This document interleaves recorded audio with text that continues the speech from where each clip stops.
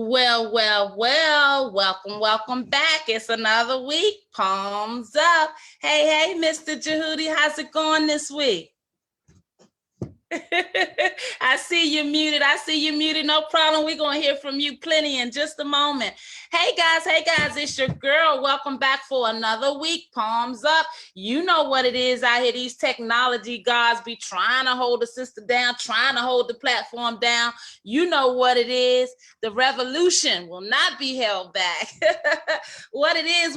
By now, you guys know that we are in the thick of it here in the nation's capital. Our capital city emergency level 2 trauma and wellness center is underway. We had such a wonderful time on Juneteenth Day. So I thank you guys. I thank all of our wonderful supporters that have been donating and calling in, want to know what's going on. I got a beautiful gentleman on the platform with me this week, guys, Mr. Jehudi Tassetti. Welcome me and sending him a very heartfelt palms up. He's sitting in the hot seat this week. Our dear Pastor Coles. Hey, Mr. Jehudi. Our dear Pastor Coles and Kenneth Clark. They're not feeling well, so we sending them a palms up as well. And our wonderful supporter, Big Dip in the background representing over there at Halftime Graphics. You better get what you need over there. Call that our homeboy. You know, t-shirts, business signs. You know what it is. You know the Healthy DC and Me Coalition got you. Hey guys, welcome back for another weekend. You know I gotta pay some bills. You know we got some folk that take care of us like nobody's business. Miss Danita's house ahead over there in Suitland, taking care and making sure things are what it needs to be. Look like your girl need to be making a trip real soon. You know me out here in the streets, still over there in Woodbury, fighting with our city to make sure our folks' human rights are acknowledged and that they get the restoration that they need. We told you last week we was going to war and we wasn't playing, we wasn't kidding. You just stay tuned. You'll hear about it soon enough. You know what it is. Your girl wouldn't let you down. Hey, Woodbury Village. Hey, my wonderful souls over there. We still got your back. Palms up. Thanks so much for trusting the coalition and trusting the process. Hey guys, Miss Danita's house ahead is ready to take care of you. She's at 202-607-4325. That's right, go and get your wig did so you can get right. The 4th of July is on the way. You know how we do. Hey Danita, thanks for all the love, beautiful queen out there holding us down. Danita's house ahead, 202-607-4325. Tell her your queen sent you and she might help you out with that discount.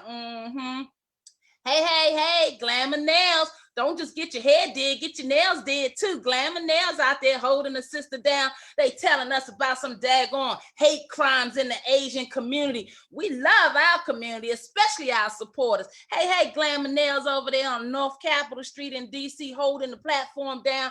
Guys, go over there and show them some love and let them know that this hate nonsense stops with our platform. We don't play that nonsense, okay? We take care and we treat people like people because we're civilized. That's right. Hey, Glamour Nails, we appreciate your support and we love everything that you're doing to make sure that our work keeps going.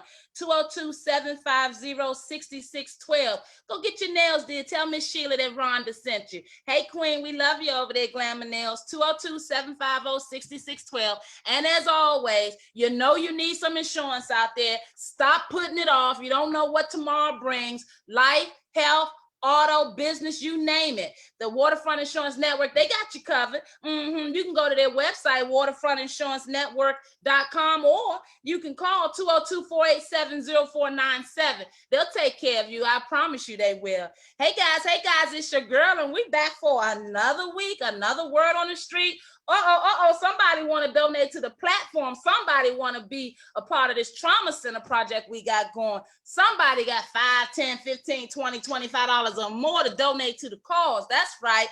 Everybody can be a part of this. Guys, our Cash App is Palms Up, the number 4 MI. Palms Up 4 MI. Thanks so much for your support out there, guys. We appreciate you. All right, you know what it is. Before we get into this conversation with Mr. Jehudi, who we are so honored to have this week, we're going to have some fun talking to Mr. Jehudi. I'm taking care of our business and talking about some community stuff we want to talk about. That's right, it's hot up in this camp. Guys, word on the street, I'm so honored, so excited. And my mother's keeper, we support good causes. We like to make sure the community knows that we get behind. We want to get behind good understandings and engagements. And the Flavor Hooks Kids campaign came our way. We actually participated with the DC Calls It Quits campaign about this smoking, because a lot of our mental health citizens are smoke, you know, and smoking is dangerous to your health. Our dear mother Regina for MI, we were very fortunate to catch a level 1 cancer threat in her lymph nodes. And our dear Regina, she'll tell you, our mother Regina, she's been smoking for a while, and that's been the case for many of our mental health citizens, or many of our citizens, period. And guys, our bad habits, what do? We pass it on to the children. So we are very excited and honored to have participated in the DC Calls It Quits campaign, as well as we've participated and endorsed the Flavor Hooks Kids campaign. And what that's all about, if you haven't saw today's headlines, the DC Council, they've approved a bill to ban menthol cigarettes. Menthol. How about we say it right? All flavor products to include menthol cigarettes. And the vote passed 8-5. That's right. Your health matters. Now, of course, we almost didn't get the vote because there were some council members, Mr. Mendelson, chairperson, every chance I get to throw him under the bus, I'm going to do it, because you came over to the Woodbury and you saw our folks living with mold. Ain't heard from you since. We got something to deal with this town. But anyway, the folks that didn't vote for it says that they're concerned that folks will just go over to Maryland or Virginia to get the cigarettes that they want or need, and they're worried that there'll be a black market situation created for these cigarettes. Nonetheless, it has been approved 8-5 through the council, and of course, our dear mayor still has to sign off on it. That's going to be interesting. But guys, your health matters, and post-pandemic, we want everybody out there to make healthier choices. It won't be easy. I know it's hard. Believe me, Mother Regina, she didn't want to let those cigarettes go. But I promise you, once you get that diagnosis, God, you just wish you could do something different. And my heart is out to everyone out there that is dealing with this smoking. Guys, do something for your children and your babies that you haven't been able to do for yourself.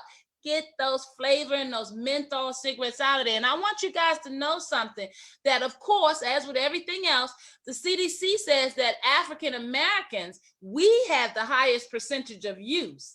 And so obviously this is something that can help us as well as everyone else. But guys, we've got to be proactive about making good, healthy choices, especially post-pandemic. Palms up.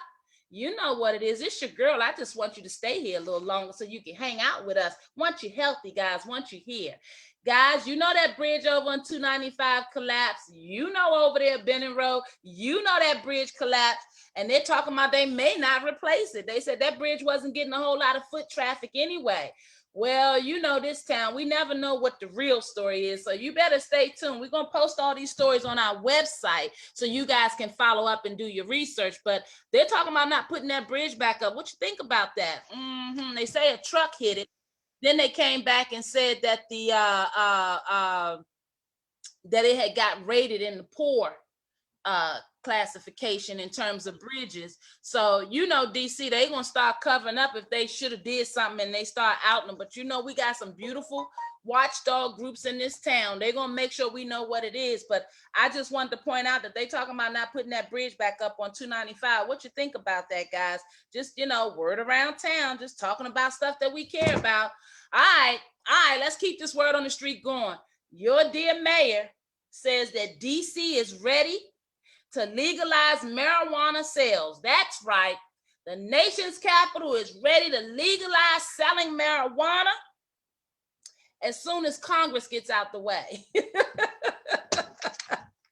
Hey, Mr. Jehudi, I'm going to unmute you and bring you in. Guys, this is the word on the street. I want you to know it's your girl out here. There's a lot going on in this crazy town. I know you better stay up. You better see what's going on. You know, Mr. Jehudi, I appreciate you coming to the platform this week. I'm really excited to talk about a topic that needs to be illuminated. You know, DC, we talk about it a lot. DC is number 1 for HIV. We remain in the top 3, at least the top 5 for drug overdosing. You know what I'm saying? And I know this gentleman that's on the line is going to be able to help me to expound on that. Now, I want to talk to you guys about something because I'm always talking about mental health matters, and it absolutely does, and it always will. I am not only the daughter of schizophrenia, I'm the daughter of addiction. And it is so important that we talk about this. We've been seeing a lot of the headlines talk about the opioid overdosing. And I don't know if you guys realize it, but during the pandemic, we had a lot of people who lost their life. A lot of people who lost their life. And because we know that drug usage, specifically opioid usage, is a disease or a usage out of isolation, meaning that you don't need nobody else to do it. You can do it by yourself. And a lot of times folks have been encouraged on this pandemic, looking at the death toll that's happened in this city. It's increased. And we have more folks dying from drug overdoses than we do from bullet shots and homicides. And that doesn't mean that that's a positive. We don't want any of the deaths. So being the daughter of addiction, I wanted to illuminate the reality addiction on today's show. We won't be able to tackle the entire topic. We won't be able to solve it, but I want to be able to bring some folks into the conversation that may be feeling a little sideways, slighted, little embarrassed, little frustrated, little challenged, whatever your reality is with drug addiction, alcohol addiction, sex addiction, gambling addiction. Guys, many of us, we have vices. And the truth of the matter is, not until they get the best of us do we start to see the worst of us. As the daughter of addiction, my father, my beautiful soldier, my dad, I'm an only child to him, his only daughter anyway. And yeah, I'm a brat. I'll say it. I'll admit it. He did his job. As Chris Rock say, his number one job was to keep his daughter off the pole. And he accomplished that. God rest your beautiful soul, my dear father. He was a military man, Jehudi. And one of the things that I wanted to talk about with us bringing this trauma center to the nation's capital, there are folks who don't realize what good care feels like. There are folks that can't identify with what good resources do. Dr. Chapman, if you guys don't know who Dr. Chapman is over on Benning Road, he's been over there for over 30, 40 years. And he is a specialist in addictions medicine. And he's saving lives. And he's someone that I've had the pleasure of meeting. And oh my God, I wish my father would have met him. Because for many of us that know what addiction looks like, the reality of being able to walk away from it and to be nursed into a healthier circumstance is a blessing and would be a blessing for many families. Mr. Jehudi, we see folks all around our city standing on the corner, folks sitting at the bus stop, folks sitting in hallways, folks sitting at home in front of their TVs. And we obviously know that there's a lot of self-medicating going on. As the daughter of addiction, I would like to remove the shame from the understanding of anybody or any family dealing with that. Addiction is a sickness, and it's something that we need to deal with, just like we deal with the other ailments that we're facing. Hey, Mr. Jehudi, I wanted to bring you into the conversation because one of the things that we're excited at the Health Me Coalition, we are so excited to be launching this trauma center project. And over the next 6 months, we're going to be raising money, raising awareness, bringing more people into the platform so that we can make certain that our people understand the importance of raising the standard. We're not negotiating with the nation's capital to make sure our people of color get the kind of health care and resources they need. We're demanding and we're setting the standard. So with that being said, Mr. Jehudi, one of the things we don't talk about a lot is the reality of addiction. You being who you are and as knowledgeable as you are, will you talk to us a little bit about some insight to addiction and some of the wonderful things that a center such as our trauma center could seek to offer in order helping our nation's capital population that are dealing with addictions out there? Well, I'd like to share with you also, I'm a son of addiction. Ah. My dad was an alcoholic. He died nearly age 64, and his body had a body with hardening of the arteries of someone maybe 20 years older. Mm. I saw what it did to the family. He was a different person when he drank, and I have the battle scars to prove it. Yes. I had since my dad passed in 1977. And while he was convalescing in a nursing home, I had forgiven him, for his behavior. It had a lot to do with the environment, the conditions. So I'm saying if we change, I've always said if we change the conditions, change the environment, we can change the behavior. But you still have to continue to work every day, every minute of trying to eradicate the addiction and the behavior. Amen. Amen. I totally agree. You touched on something, and thank you for sharing that. That's why we're such kindred spirits. I tell you, children of addiction and mental health, we go through things and we learn how to cope. And so there's a certain kinship that we have when we meet one another, as adults, because we've carried so much. You talked about the forgiveness of addiction. Let's talk about that, because a lot of times when we are dealing with addiction, we're not recognizing the people that we're letting down. And one of the things we talk about with mental health and how folks can resolve to being homeless and not wanting to leave off the street is because there's a level that you evolve to after being let down so many times. It's just hard to trust people. And so when we are going through or dealing with addictions or dealing with family members or community members who are dealing with addiction, a lot of times the forgiveness piece is the point of contention for many of the families. Like with the children, my young fellas who have parents of addiction, they act out, my young women. And I speak on that because if people don't think that there's a connection to the guns that continue to go off in our community and the breakdown in our families, then people are just not being realistic, in my opinion. What do you think, Jehudi? I agree with you. Definitely, we need to, how do you say it? There's an awareness of self that we have to have and what we're up against. And once again, that's not an easy task, but that shouldn't stop you. You have to put all your efforts in overcoming and believing that it's going to work. You have to have a positive attitude that can carry you a long way. Yeah, and you know what else? In our communities, a lot of time, I think about our brothers coming home, for example, and even our folks that do go and are fortunate enough to get into some type of a program to get rehabilitative care, right? But the truth of the matter is you come out from learning all that wonderful information and having a detox opportunity, and you go back into the same environment. And the danger, and sometimes we can't control going back into the same environments because income and economic situations are of issue. And that's why it's so important to highlight the need for resources and a trauma and a wellness center. We've got to be able to get to a standard of living that is comfortably understood to be higher than where we are. Because even when we reach out for help, if we don't change our existent situations, then we end up in cycles of repetitiveness. Anything you want to add to that?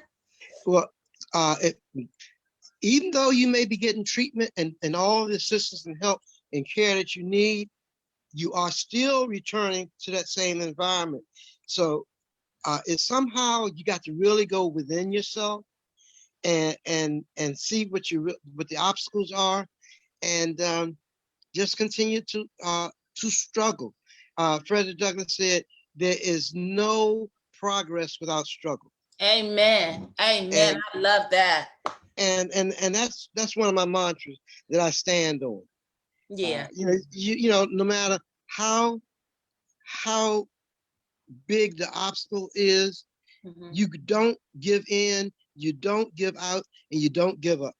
Amen. I love that. I agree with that. And, I want to talk about something, a lot of times we talk about abuse, and we talk about getting folks to speak on it. But the truth of the matter is there's a myriad of emotions that folks go through when they're dealing with addiction and trying to get clean or trying to address it, whatever your addiction is. Like I said, it doesn't have to be drugs or opioid. It doesn't have to be alcohol. It could be gambling. It could be sex, shopping, spending money. An addiction is just something that you don't have control of, but it has control over you and is presenting a detriment to your health, long-term or short-term, depending on what you're dealing with. But a lot of times people are shamed, feeling shameful. A lot of abuse happens when there are addictions involved.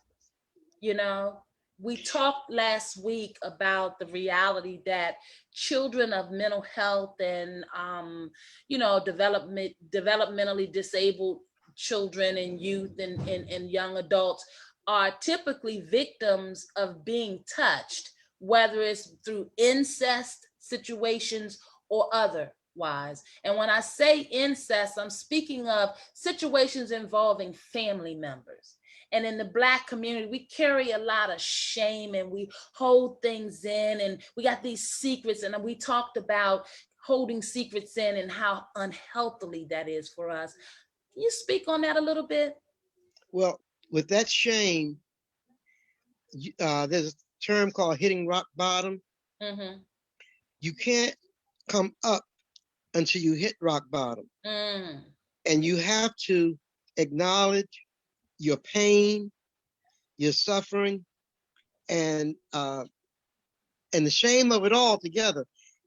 And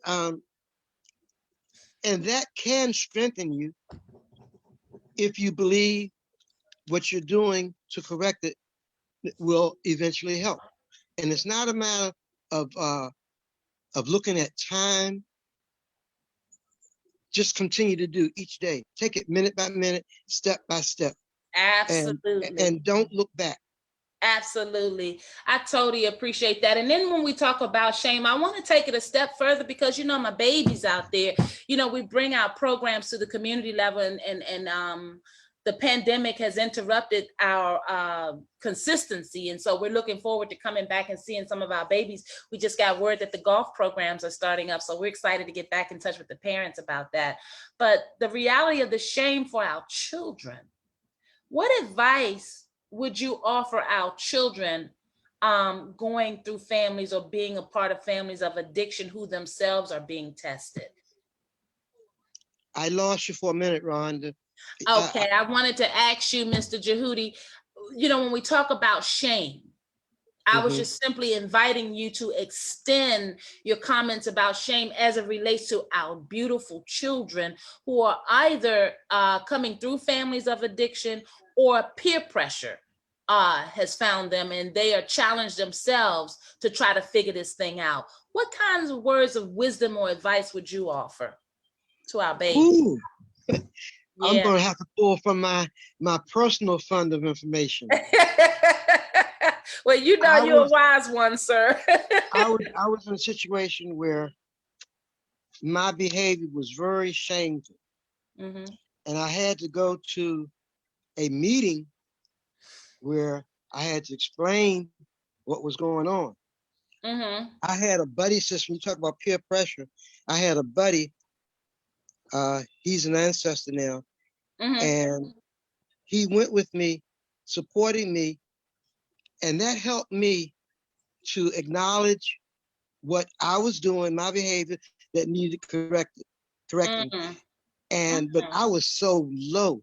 And one of the first things you have to do is to forgive yourself. Interesting. Forgive yourself, for having gone there. And once you do that, and you talk about the power of forgiveness, then nothing else matters when you're trying to correct your behaviors, and all those negative actions and stuff like that. But that forgiveness is a big thing, not just for somebody else, but for yourself, because no one's going to live your life but you. That's true. That's true. That's true. And then the challenge was, now, see, you're wise enough. You've been able to live long enough to be able, and myself as well, to be able to know that, obviously, if we can manage to live long enough, we're going to be able to see the error of our ways. At 73 plus. I better know something. So you've been here for a minute, but you know, Yes. one of the things, and one of the things I love about being a mental health advocate is because it's not about anything else other than just caring about people.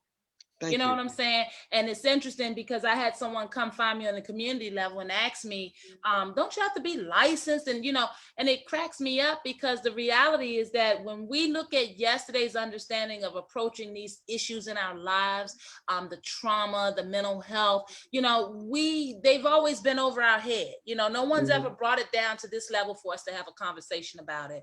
And so that's what we're hoping to accomplish through our platform, is to get folks to know that there is not one thing that you or your family are going through that you can't receive assistance out of.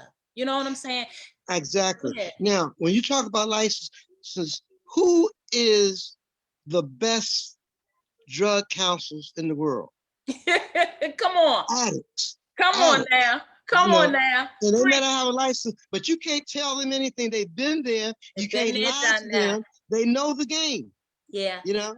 And the scary thing, Jehudi, is that, you know, post George Floyd, why it's so important for people to have been able to visibly see something as awful as that play out is because there are people present day who walk around and would have you to believe that these types of situations don't go on every day in neighborhoods like the ones that you and I come through here in the city. And the truth of the matter is, when you're coming through neighborhoods that have those types of events and occurrences going on, you better believe there's some other things going on that you have to survive, you know, day in and day out. And we came out with our Project Enough, Every Night Under Fire and Fear, because we wanted to raise awareness to the fact that our children are having to grow up too fast because of the types of things that are taking place in their communities day in and day out. And a lot of, at the core of it, is the addiction because of the self-medicating, because of the cycles of our people feeling shameful, because of them being frustrated, and because of them not having people or places they feel they can go and talk to about the issues that they have without being judged. And so I just really appreciate you, sir, for coming on the platform and talking about, from a wisdom standpoint, the types of things that we deal with in our community. And because I'm always pushing and talking about schizophrenia and the mental health, it was important for me to also highlight my dad's journey and his struggles and the positive impact that that's had on the work that we do in the community. My dad loved me. And I grew up in an era where you do what I say, not what I do. So whether I saw him doing something or not, I knew better than to try to do it myself. And like I said, he only had one job, and that was to keep his baby girl off the pole, as Chris Rock said. And I promise you, he succeeded. So with that being said, I want to take a minute and just have you highlight, you've done a lot of work, and I was fortunate enough to meet you over in Ward 7 many years ago when we were doing our community events, which is why I love doing community events, because I get to take a break and meet other folk. I was so impressed with your holistic approach to life. Will you talk to us a little bit about your background, you know, your focal point? I know you have your Massage Institute. Talk to the folk and let them know who they listening to. Okay, well, I do wear several hats. And I like to think that I wear them well. I've done everything in mental health as far as a psychosocial therapist. I've done case management for development to delayed folk. I'm a special educator. I also teach French. I'm a speech pathologist. I also teach public speaking. And let's see, what else? Oh, I was a videographer, a TV producer for Prime Cable Network in Hollywood, Maryland. Said Maryland last, Hollywood. I know Hollywood, Maryland. And did I mention I'm also a tennis instructor? So with all that, wow, and a massage therapist, like you mentioned, I deal with the total person. Yes, the mental, the spiritual, the physical, the emotional, the social. And when I taught my special education, I modeled it from a social program, meaning that in order to teach and get control of class, you have to deal with the social behavior first. You cannot effectively teach without having discipline. That's right. I'm not just talking punishment. I'm talking about having control of the class. And it's the way you approach it. Now, I'm not a conventional teacher. I'm out of the box. And I had the latitude being a special educator by doing things that you wouldn't even think of, but I get results. And that's my goal, to get results. I don't care what it looks like, as long as I know I'm doing something positive and stimulating growth, you know, and mental awareness and self-awareness. Yeah. That's the key, self-awareness. Now, I heard you talk about the men on the corner. Now, when I see women, let's be clear. women, when I see people like that, now believe it or not, some of them are really talking, doing constructive conversation. However, some of them are not. Some of the young fellas, they're on the corner planning their next piece. Yeah, unfortunately. Yeah, so I stepped to them and I asked them if they want to hear some old school rap. Love it. Now, I'm also an impressionist. I do a story poem by Oscar Brown Jr. I don't know if you heard Ladies Man or not. No. Well, you should. Now, and while it may be an inference to explicit lyrics, it's not. But it points out some things about relationships. You know, basically he's saying that he was a young guy and he wasted himself and he wasted his youth. And his line, he said, "At first I tried to hide my loss, pretending I was still the boss. With every girl I come across, because I was a ladies' man. But they moved with too swift a step.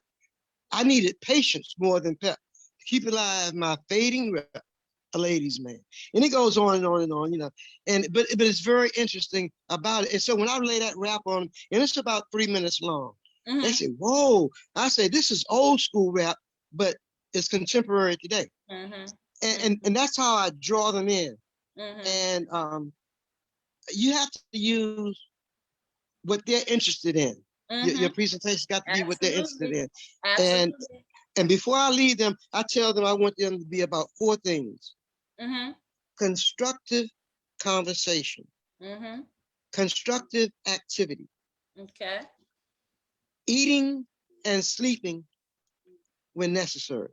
And I said, sexual intercourse twice a week. Now, the reason I do that, the reason, now, these are not my words. This is from Dr. Frances Cress Welsing, and she gets this from Brother Neely Fuller. He has this book called The Compensatory Code for Victims of White Supremacy, Racism. Come on now. Get that book. It's a thick book, but it's necessary. Who's the author? Hold on, let's stop for a minute. Who's the author again? Neely Fuller. Neely Fuller. N-E-E-L-Y Fuller. And the name of the book? The Compensatory Code for Victims of White Supremacy / Racism. Love it. And you will not regret doing that. Now, those are the 4 things that the book recommends. Why? Those are 4. Look, he says it's kindergarten simple. Look, if you're engaging in constructive conversation, you automatically eliminate a negative situation.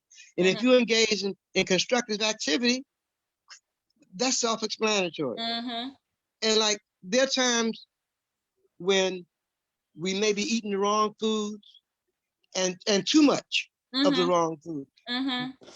Avoid excess, moderation is best.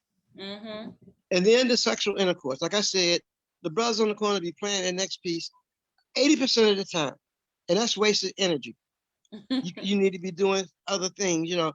And like you say, you know, give yourself a break. Give your body a chance to recoup, you know. Could nobody tell you back in those days to take a break? Oh, well, not just back in those days, but now, but definitely now. And you know what's interesting? It's funny you say that, but our youth, they'll call, you know, when in my mother's keeper, our mental health advocacy work, when we go out and we talk to our teenagers and we do our suicide prevention talks.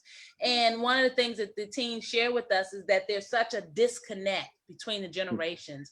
We asked the fundamental question, you know, why is your population so heavily representing in the suicide numbers when you guys don't have jobs? You know what I'm saying? You don't have the level of responsibility. That's what our generation would like to believe, you know, that they shouldn't be so heavily suicidal because they don't have the level of cares or responsibilities that we have. And that's obviously a disconnect because we have many children that are troubled on the level of someone who would have a job or have all these responsibilities. And the biggest thing is the disconnect between the generations. They tell me that our way of communicating with them. And so what you have eloquently laid out is the reality of how we are able to engage our people. And I will second what you're saying. I love my folk. I love being from Ward 8 Southeast DC, because what that has done, and if you're listening out there, my babies, I need you to know there's no shame in where you come from.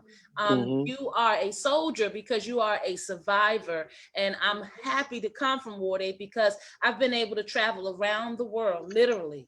Around the world, and be able to engage conversation with folks that come from all kinds of walks of life, just because of the confidence that I had within myself. If you can survive in Southeast Washington, D.C., you can survive over in Budigen, Germany, or over in Punta Cana, you know, over in Dominican Republic and in other places where you are going to engage other folks and other cultures. And so I say to my families that are coming up and raising children in these rough areas, embrace it because it'll toughen their skin so that when they are out and meeting other cultures and other people, they'll have a confidence, at least they should. And that's why it's important that we bring folks such as Mr. Jehudi Tassetti back to the table to have our babies and our folks know that we are connected to a great source of wisdom and pride in our ancestry. We are a beautiful people. We have a beautiful history. America's history towards us is not pretty, but we as a people, we are resilient. We have a history of coming together to help one another, and we have a history of excelling. Barack Obama in the White House, need I say more? Guys, there's so much more work and so much more excellence that we are meant to be a part of. But we've got to take control back of our situations, our households, and our communities.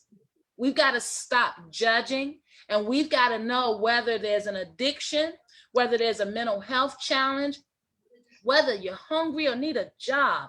We've got to all be able to have safe spaces and comfortable environments and circles that we can find support in. Because if we can keep ourselves healthy and strong, despite what we're dealing with, we can help our babies. And so the Palms Up platform was created to do just what we're doing tonight, have real conversation with our real folks about real issues, because we matter and always will.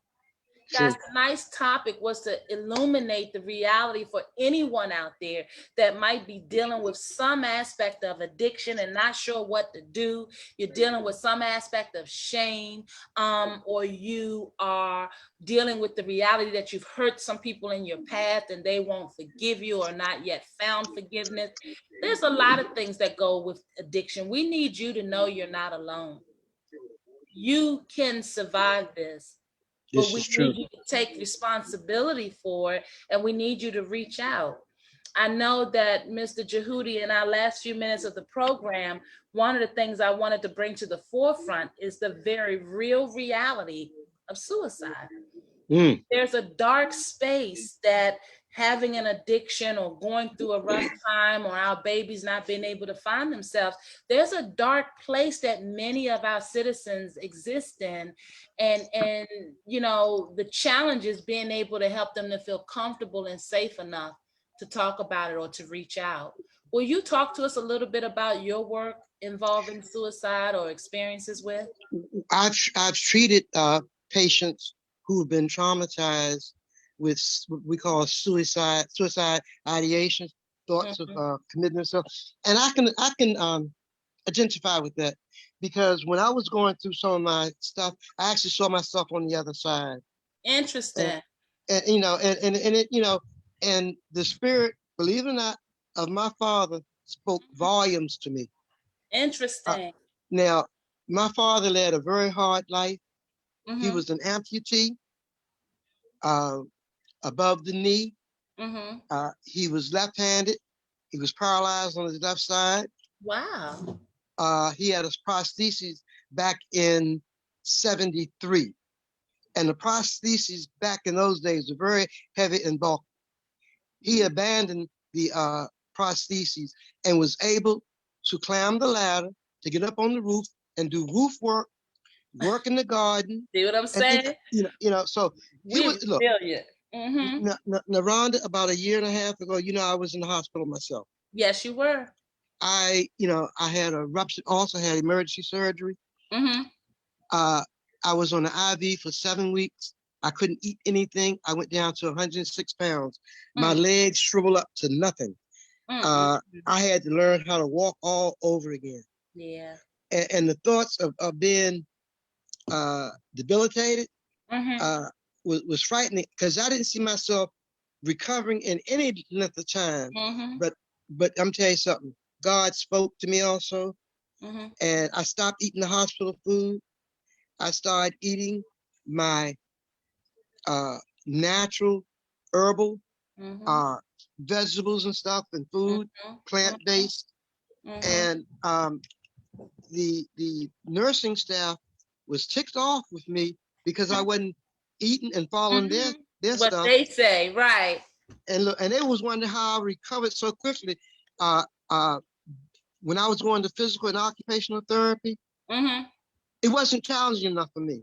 And they got insulted and ended my program early. And I know he's not making none of that up, because that same thing happened when I had cancer. They don't want you to do what they just want you to do. They want you to do, and they get mad when you say, no, I don't want none of this. I don't want your medicines. I want to do mine naturally and get myself up out of here. And he right. They act like they're mad at you. Hey, exactly. I appreciate you. You got two devices going. Turn one of them down so we can hear you. That was our beautiful support, Miss Big Dip, that is chiming in, and he talked about the reality of the hospitals and the rehabilitation systems being disappointed when you don't follow their rule. I'm telling you guys, we got to take our power back. And one of the reasons that we're having these conversations are because it is important for you to recognize that it's not okay to not have proper understandings when it comes to your health or matters that you're dealing with. And you touched on two things, Mr. Jehudi. The first I want to talk about, you talked about diet. When we talk about suicide, a lot of people don't realize that what you eat can contribute to your mood. And see, they say that if you want to hide something, put it in a book. And that way, us as Black people, we're not going to read it or know about it. Well, post George Floyd, we're not having it. We don't need to see any more of these atrocities that we're dealing with in our communities play out in the national understanding of things. Because we know that we've got to do something different. And post-pandemic, we're all committed to doing something different. And so the Healthy DCME Coalition is making sure that we are creating dialogues on this platform so you can feel comfortable. We have got to take our power back so we can save our babies in our communities. Guys, I want to jump in real quick, Rhonda. Come on. When you're talking about empowering yourself, and I see all these videos with these privileged white folks of videotaping the police and different government buildings and talking to them any kind of way. Look, their treatment is different from if we were trying to do that. So we have to be very cautious of what we see and think that we can do that too. It's amazing. Get busy though. You and Dip talked about it. We got to get busy at making sure that we are in charge of us. These systems that we've grown up with, they're not working so much anymore, guys. They're not working Double anymore. standard. And we've got to be able to challenge that. You don't know everything. We can't know everything, but I promise you, if we start to create circles of support, we can start bringing the kinds of information to the table that can help more people out. You heard Mr. Jehudi talk about what you eat being something that could affect your diet or your emotion or your health. Guys, that's so real. We just talked about in the Word on the Street how we just got the Flavor Hooks Kids bill approved, or legislation approved through the council, and now we're waiting for the mayor to sign off. Guys, African Americans consume the heaviest consumption of menthol cigarettes and these flavor products. So who do you think they're making them for? Who do you think they're marketing all this unhealthy stuff to? They're marketing it to us because we're going to go and spend our money on things of convenience, and we're not going to take care of ourselves or our children, and they bank on that. There are people that make money and set their living up based on us. Wow, we fighting at the hospital, but they allow 10 tobacco stores within a 4 or 5 block range. Not just tobacco stores, the liquor stores. Well, and then not to put our community down, because they did a great thing over in Ward 8, but I read the story and I was like, this is what it's come to. I think we were petitioning the alcohol, the commissioner that gives the licenses out. We were petitioning them because several of the stores, the liquor stores, were coming up for renewal, their licensing were, and we were petitioning them to make sure that they pick up the trash around the store. And don't laugh. That's a good start. We got to start somewhere, but we got to get to the point where we can control the layout or the landscape of what's coming into our communities. It makes me think about when, who was that? Chris Rock again. He said, hey, I don't want to be Michael Jordan rich. I want to be wealthy. I want to be the guy that signs Michael Jordan's check. Hello. And that's what we've got to subscribe to when we start talking about calling things out, changing systems. And I want you to know that our Capital City Emergency Level 2 Trauma and Wellness Center is being brought to east of the river, Ward 8 specifically, because we want to change the standard, and we can't do that without you out there. We know that there's great need in our community. You know who we are. You see us in the community. You know, and it's time that you come and join us, because we need to change the narrative. And let's be real. We know that there are trust issues, but come on now, with the guns going off, with our 12 and 13-year-old babies doing carjackings, I'm not going to let that go. Guys, with everything that we deal with as a community, we've got to pick a day and time to decide that we're going to do something different. We can't keep saying we don't trust, but then we don't come out to get the information so we can figure out how we can change the understanding of that.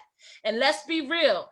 Ain't nobody passing up no decent job and money opportunities to come to the community every day where people are going to talk to them like crap, not be appreciative, but still come out with their hands out to help. When you see people that look like you that show up to help, and they're trying to save you and your baby's lives, help us, okay? Because the problem is that too many of us are absent from the solution.